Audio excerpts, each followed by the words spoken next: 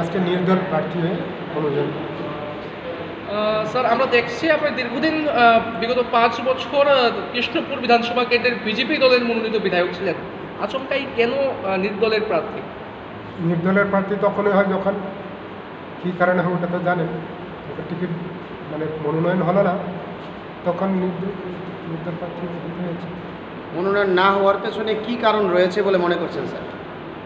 মনোনয়ন না হওয়ার পরে এটা যারা করেনি তারা বলবে, কিন্তু আমি করতে চাই।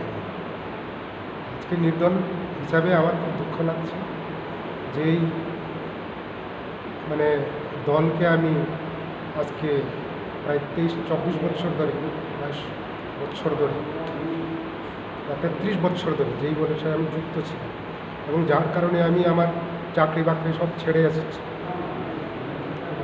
এবং বিগত 5 বছর লাগাতার আমি আমার ঘর বাড়ি ছেড়ে আমার গ্রামের বাড়িতে থেকে আমার গ্রামের যে আমার বিধানসভা অঞ্চলের যে প্রায় 60-70 হাজার যে জনসংখ্যা, যে আবাদি, তাদের জন্য সেবা করেছি।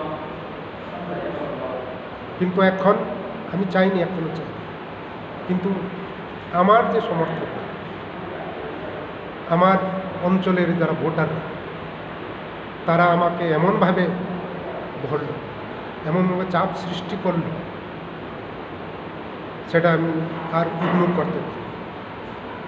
আমার সমর্থকরা আমার বাড়িতে গিয়ে অনেকটা ধর্নের মতো কান্না কাটি এইসব নিয়ে বাড়িতে আর খাওয়ার মতো অবস্থা। তো তাদের দুঃখ, তাদের যে আবেগ, তাদের যে অনুন্নয় বিনয়, তাদের যে আমার উপর একটা অধিকার স্বরূপ আমাকে যে তারা ডাইরেকশন দিল যে দাদা তুমি যেভাবে হোক নির্দল হয়ে দাও,